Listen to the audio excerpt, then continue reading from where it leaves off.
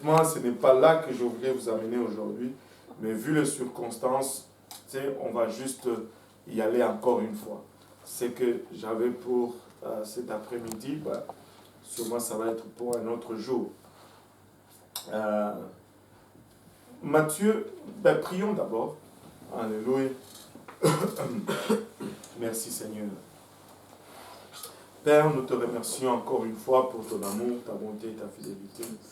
Nous te remercions, Papa, pour le privilège que nous avons encore une fois de nous réunir, Papa, Ilavachata, dans plusieurs demeures, dans plusieurs villes, plusieurs nations, Seigneur, par le moyen de la technologie aujourd'hui. Nous prions, Éternel, Ilavachata, que tu puisses étendre ta main maintenant vers nous. Que tu nous aides, Papa, que tu ne regardes pas nos faiblesses, que tu ne regardes pas nos manquements, que tu ne regardes pas nos défaillances. Pas que tu regardes plutôt le besoin de ton peuple et de ton Église, Seigneur. Pas que tu puisses nous accorder ton onction, Papa, ta direction éternelle, alléluia. Que ce que tu mets dans nos cœurs, Papa, que nous puissions, Papa, le délivrer. Papa, selon, Papa, ton désir, Papa, et selon ta méthode.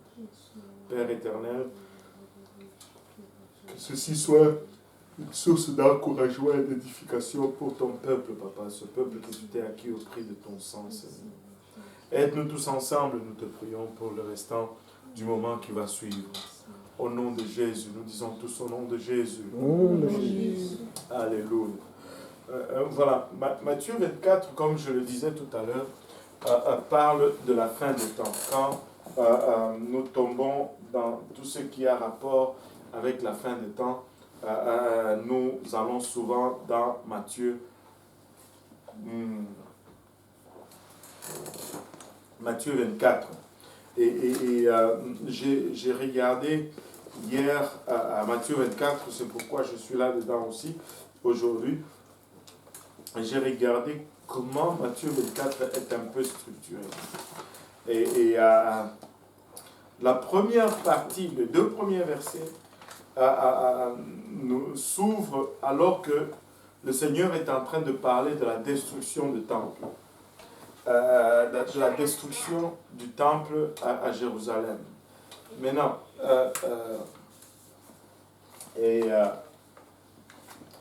le premier verset nous dit, comme Jésus s'en allait au sortir du temple, ses disciples s'approchèrent pour lui faire remarquer les constructions. Mais il leur dit, voyez-vous tout cela? Je vous le dis en vérité, il ne restera pas ici pierre sur pierre qui ne soit renversé. Et ils sortaient du temple, les apôtres font remarquer au Seigneur la beauté, la splendeur du temple. Et le Seigneur leur répond en leur disant, voyez-vous tout ceci, ça va être détruit. Il ne va rien qui va rester sans que ça ne soit détruit. Et là, ils se sont assis maintenant sur la montagne des Oliviers. Et les disciples ont commencé à lui demander en particulier quel était le signe de son avènement et quel sera le signe de la fin de temps. Et Jésus a commencé à donner tous les détails un peu de ce qui va, des choses qui vont précéder son retour et toutes ces choses. Bien, je ne sais pas pourquoi je baille, sûrement c'est parce que Sifa me contamine. Alléluia. Alléluia. On dit que le baillage c'est contagieux. Alléluia. Je suis sûr que là, dans les maisons, il y a 10-15 personnes qui sont en train de bailler aussi, en même temps. Là. Alléluia. C'est plus contagieux que le coronavirus. Alléluia. Maintenant, Jésus commence à parler un peu des signes qui vont arriver, qui vont précéder la fin. La première chose, et on souligne toujours cela, la première chose qu'il donne, c'est un avertissement. Le premier avertissement qu'il donne, c'est qu'il dit, prenez soin ou prenez garde que personne ne vous séduise, parce qu'il y aura beaucoup de faux Christ et de faux prophètes Et laissez-moi vous dire ceci, nous avons commencé à enregistrer sur nos émissions et à les mettre sur YouTube. Je ne m'étais pas rendu compte à quel point il y a des messages sur YouTube. Et en tout cas, anyway, on va laisser ça juste comme ça. Mais c'est incroyable la multiplication de messages, de prédicateurs, de Christ, des prophètes. Et j'étais surpris de voir le nombre du prophétique sur YouTube. Tout est prophétique sur YouTube. Et là, il commence à nous donner d'autres signes. Une nation s'élèvera contre une nation. Mais il dit que tout cela ne sera que le commencement des douleurs. Et maintenant, regardez ceci. Il fait le parallèle de son retour avec l'enfantement. Et il dit que tout ceci ne sera que le commencement des douleurs. Si nous observons le processus de l'enfantement, c'est une chose, les douleurs, c'est une autre chose, mais ici, il dit que ce sera tout simplement les commencements des douleurs. Écoutez, les douleurs commencent, mais les douleurs sont indicateurs du rapprochement de l'enfantement. Les douleurs ne sont pas l'enfantement. Les douleurs indiquent la proximité de l'enfantement. Et lui, il dit que les signes vont être les commencements de l'indicateur de l'approche de l'enfantement. Et qu'est-ce que j'essaie de dire en disant tout cela? Je suis juste en train de nous dire que oui, c'est bien beau d'être interpellé par tout ce qui se passe autour de nous. Mais ce n'est que le début des douleurs de l'enfantement. L'enfantement est encore à venir. Et là, il donne d'autres signes. L'abomination de la désolation, lorsque l'Antéchrist va s'asseoir dans le temple, c'est proclamant comme étant le Christ. Et là, vers la fin du chapitre, au verset 32, et c'est là où je voulais vous amener aujourd'hui, au verset 32, il dit « Instruisez-vous par une comparaison tirée du figuier. Dès que ses branches deviennent tendres et que les feuilles poussent, vous connaissez que l'été est proche. De même, quand vous verrez toutes ces choses, sachez que le Fils de l'homme est proche à la porte. Je vous l'ai dit en vérité, cette génération ne passera point que tout cela n'arrive. Le ciel et la terre passeront, mais mes paroles ne passeront point. » Le Seigneur indique que vraiment ce qu'il est en train de nous dire est tellement sûr et d'une certitude qu'il base cela même sur la longévité de la terre. Et il dit, il associe cela à l'existence du ciel et de la terre. Il dit que aussi sûr que vous voyez le ciel et la terre, aussi sûr que ces choses vont passer, mais ma parole va demeurer. Ma parole va demeurer. Ce que je vous dis est aussi vrai et est aussi sûr. Laissez-moi vous dire, les temps sont proches, le temps arrive où le Seigneur va retourner. Mais ce à quoi je veux porter votre attention, ce ne sont pas les signes. Ce à quoi je vais porter votre attention, c'est sur ce que le Seigneur insiste à la fin ici. À la fin du chapitre 24, l'attention du Seigneur se transfère des signes à l'état des gens qui vont vivre ces signes. L'attention du Seigneur se transfère de la société aux individus qui composent cette société et à leur destination. Il dit, pour ce qui est du jour et de l'heure, au verset 36, personne ne le sait, ni les anges des cieux, ni le Fils, mais le Père seul. Ce qui arriva du temps de Noé arrivera de même à l'avènement du Fils de l'homme. Car dans les jours qui précédaient le déluge, les hommes mangeaient et buvaient, se mariaient et mariaient leurs enfants jusqu'au jour où Noé entra dans l'arche. Et ils ne se doutèrent de rien jusqu'à ce que le déluge vint et les emporta tous. Il en sera de même à l'avènement du Fils de l'homme. Alors des deux hommes qui seront dans un champ, l'un sera pris et l'autre laissé. Des deux femmes qui moudront à la meule, l'une sera prise et l'autre sera laissée. Laissez-moi vous dire, frères et sœurs, le plus important, ce ne sont pas les signes qui sont en train d'arriver. Le plus important, c'est d'être prêt pour le grand événement. Les signes arrivent et ils vont arriver. Mais laissez-moi vous dire, si nous regardons seulement aux signes, nous risquons d'être trompés. Aujourd'hui, c'est un virus qui secoue le monde et tout le monde est alarmé. Et tout le monde est remis en question. Ce virus va passer. Les choses vont retourner à la normale. Mais c'est alors qu'il faudra être encore plus aux aguets.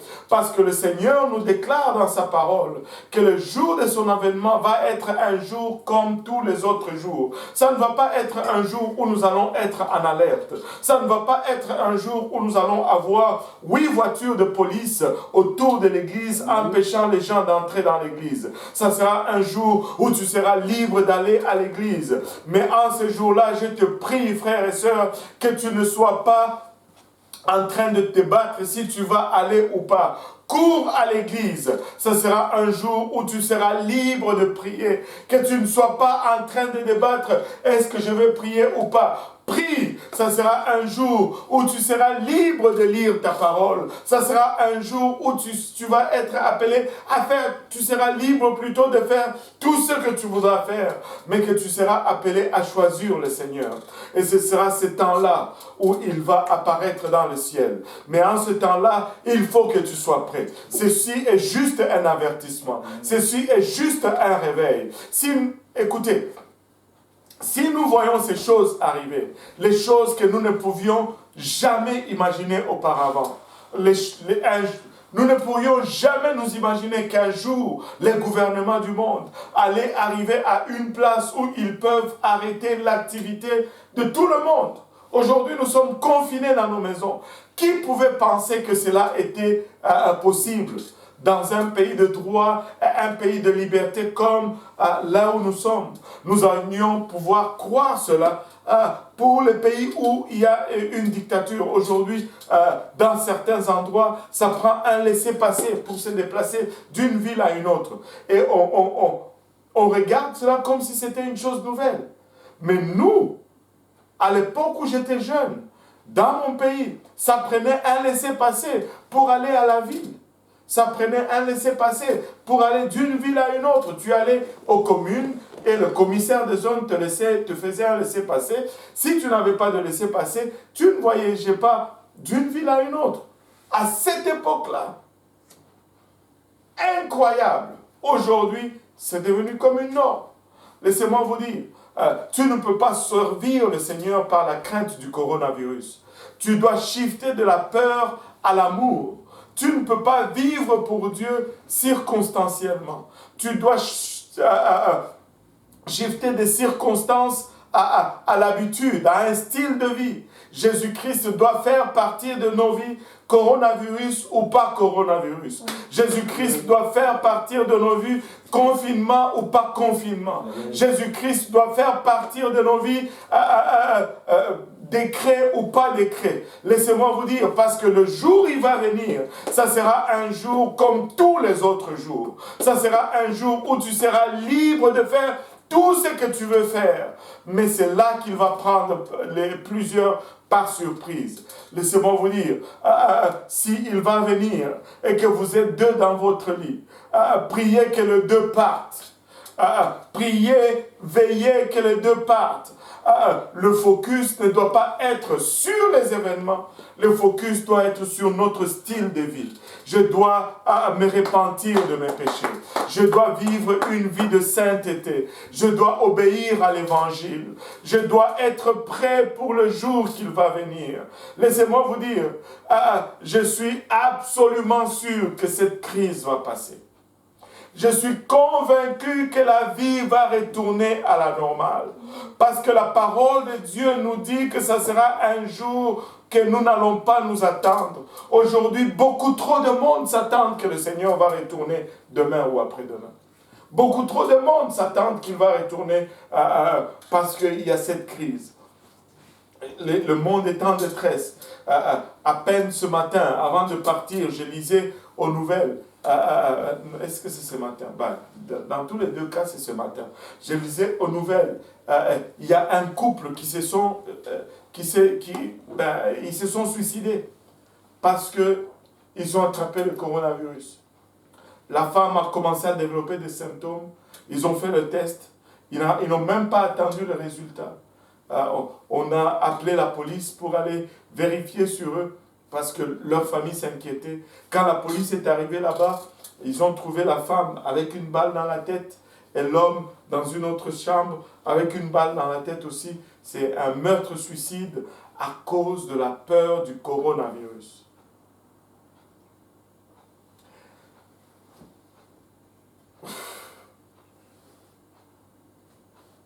On ne peut pas vivre par peur. On doit vivre par amour pour Dieu. On doit vivre par amour pour Dieu. Écoutez, retournons un peu à notre passage ici. Le verset 42 nous dit « Veillez donc ».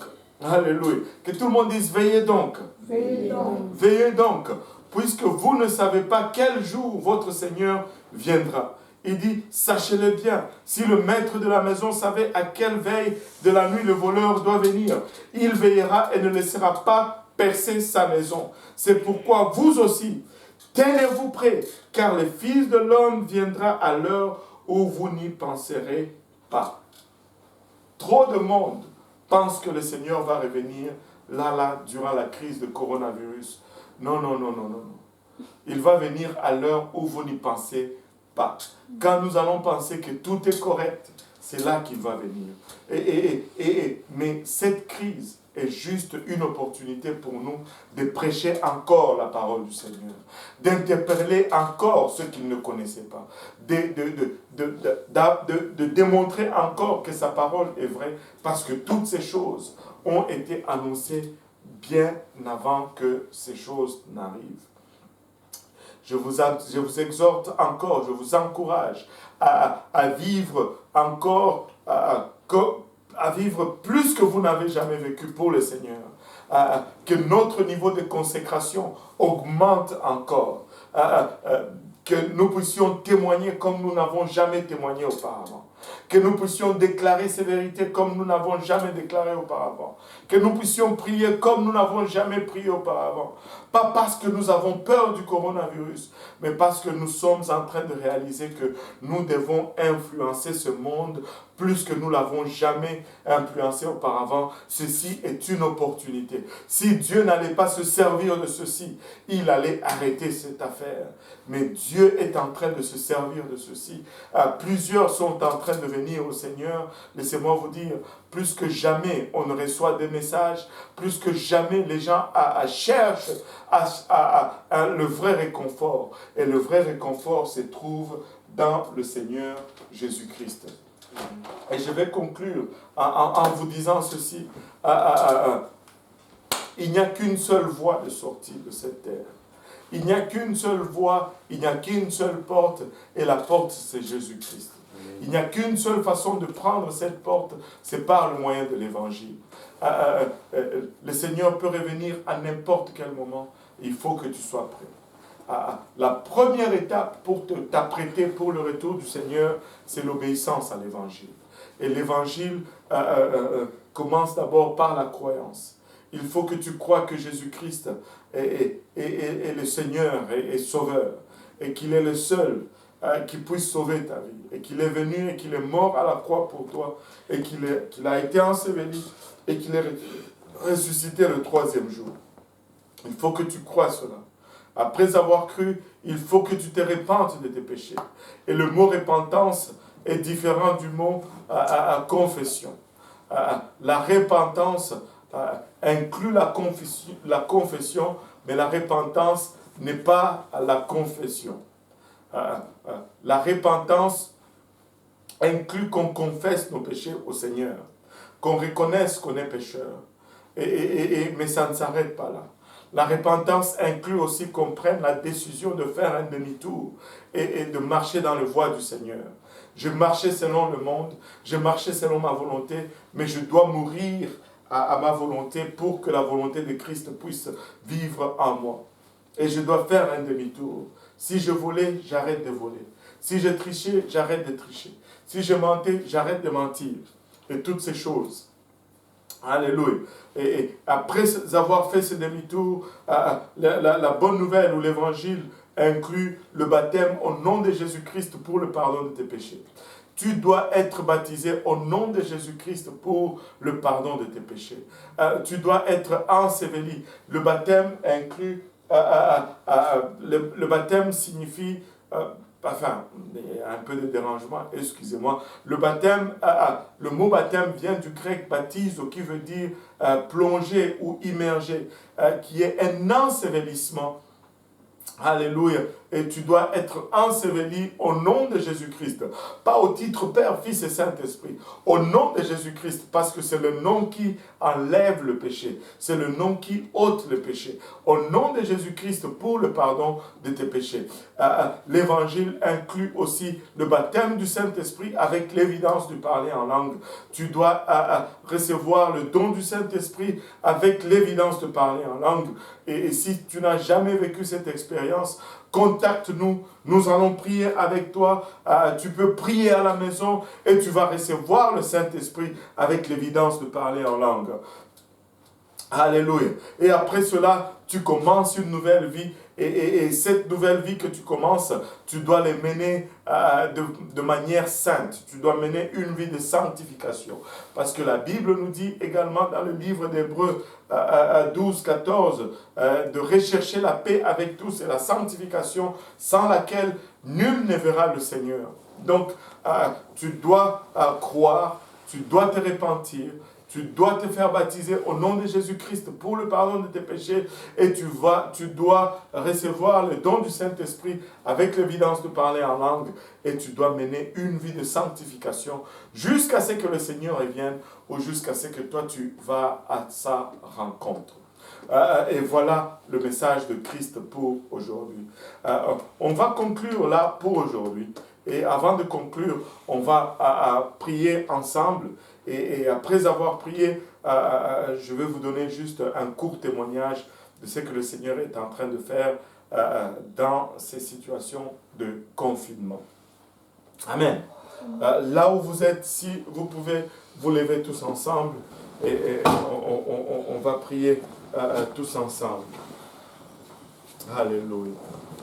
Tu peux nous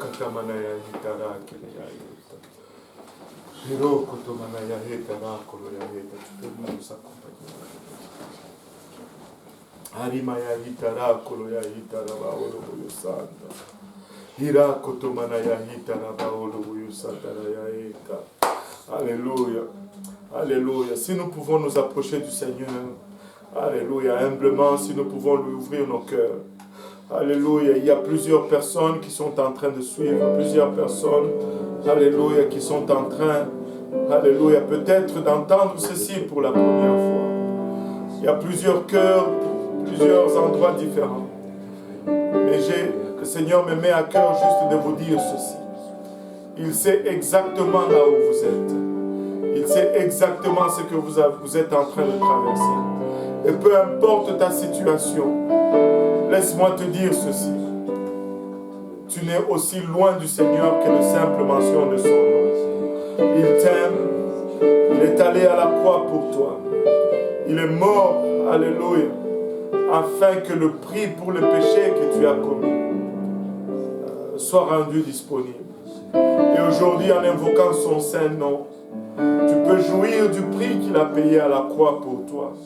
Et peu importe le péché que tu as commis, Seigneur Jésus t'aime. Et si tu choisis de te rapprocher de lui aujourd'hui, il se rapprochera de toi également. Il va te tenir par la main et il va te voir marcher de gloire en gloire jusqu'à ce que tu reviennes, jusqu'à ce que tu ailles à sa rencontre.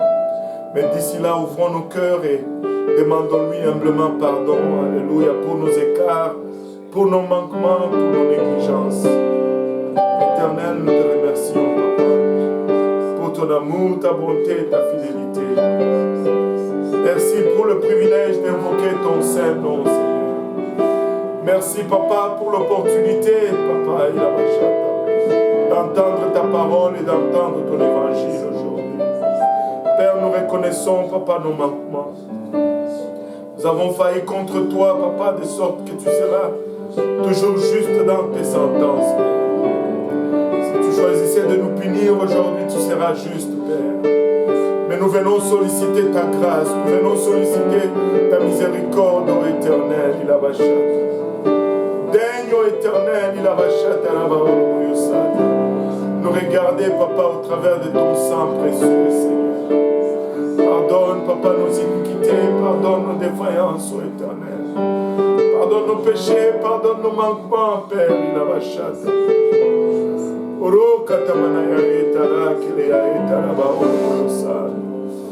Iromoyo itara kelea etara baolo sa. Vers toi nous accourons, Seigneur Jésus-Christ.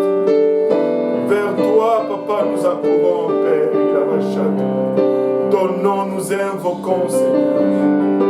Ton nom nous appelons, Seigneur Jésus-Christ, Ore katamana otara kilaya etara baolo sa.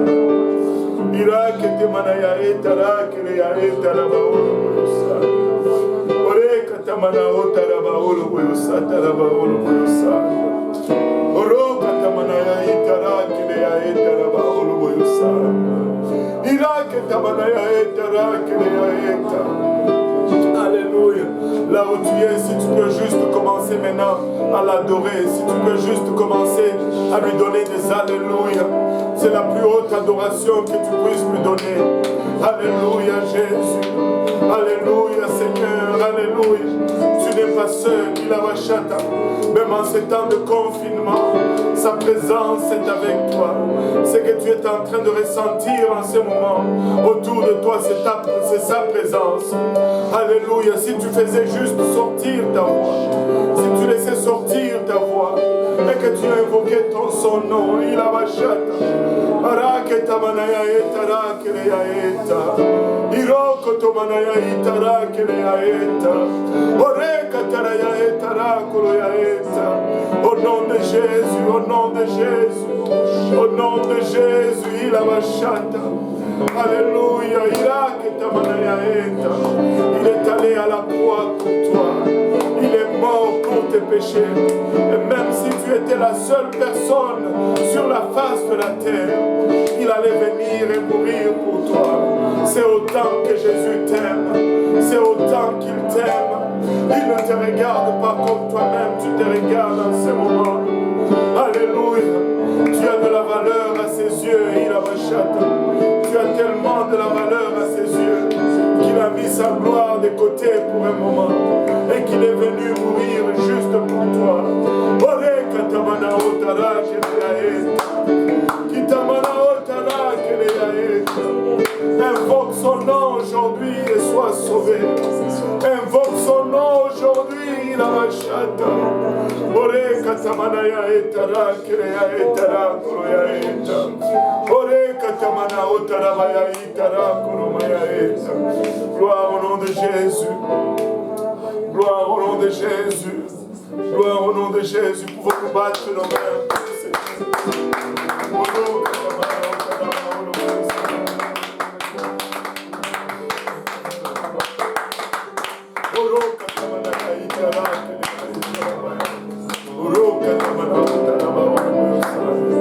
Alléluia. Je crois qu'il y a des gens dans l'audience quelque part qui ont été touchés. Je crois qu'il y en a qui peuvent même recevoir le Saint-Esprit. Mais si cela est arrivé, laissez-nous savoir, renvoyez-nous un message.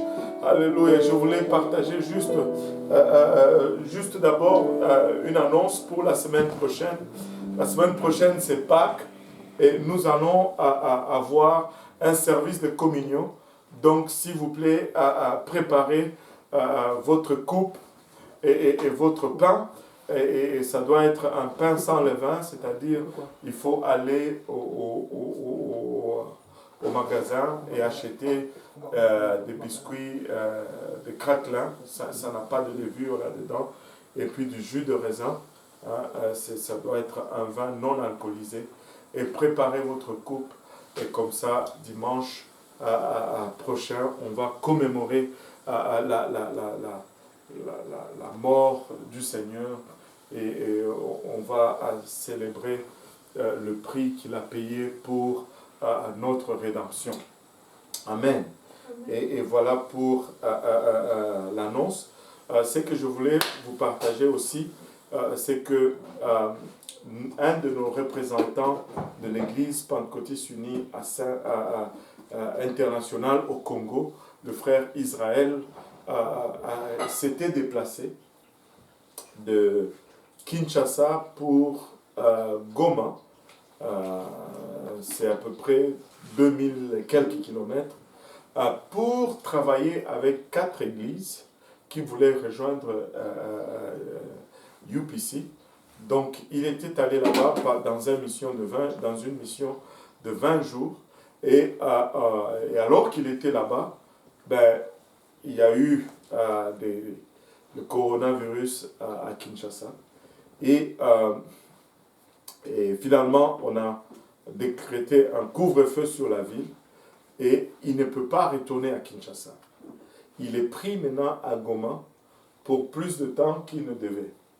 Mais je crois vraiment que c'était dans la volonté du Seigneur, parce qu'avant que je ne sache, le Seigneur m'avait mis à cœur de les contacter. Je l'ai contacté et j'ai fait avec lui ce que le Seigneur m'avait mis à cœur, et c'est tombé vraiment à pile que c'est ce qu'il avait besoin. Maintenant, quand il était là, je me suis rappelé que la sœur de Clémence devait venir à Lubumbashi, elle habite Goma, pour lorsqu'on allait être là au mois d'août. Je lui ai passé le numéro de la sœur de Clémence. Ils sont allés chez la sœur de Clémence. Ils ont parlé, et il est allé avec un pasteur local, et il va y avoir une église qui va commencer dans la maison de la sœur Clémence, de la sœur Clémence, et tout le monde était très enthousiasmé, et ils bénissent le Seigneur de ce que cet homme était allé là-bas, mais il est obligé maintenant de rester là-bas en confinement, parce qu'il ne peut plus retourner chez lui. Et en parlant avec lui, je me suis rappelé, la sœur Solange m'a rappelé qu'elle avait un pasteur qui voulait aussi venir à Lubumbashi pour s'affilier avec nous, connaître la doctrine. Et je lui ai envoyé le numéro de pasteur. Il a une réunion avec lui aujourd'hui, et c'est quelqu'un d'autre avec qui il va partager la doctrine là à Goma, pendant qu'il ne peut pas retourner à Kinshasa. Donc le Seigneur s'est arrangé qu'il ait à faire. Maintenant, il était là avec un budget de 20 jours. Moi, je pense que j'ai à cœur qu'on l'aide à survivre là-bas. Donc, je vais demander à l'église de l'Est si on peut faire quelque chose pour le pasteur Israël qui est à Goma, qui doit, là, il doit voyager, il doit quitter Goma pour aller à Bukavu, et là, il doit rencontrer 3 autres églises. Il doit faire un déplacement en bateau de toute une nuit pour rencontrer 3 autres églises qu'on va ramener dans la bonne doctrine. Laissez-moi vous dire, même dans le confinement, le Seigneur est en train d'utiliser cela pour atteindre des âmes. Le pasteur Israël devait être déjà de retour à Kinshasa, mais il a du travail dans l'est du pays. Et si nous pouvons l'aider à demeurer un peu plus longtemps là-bas sans souci, ça va être une très très bonne chose. Amen. Amen. Voilà la bonne nouvelle que je voulais partager avec vous.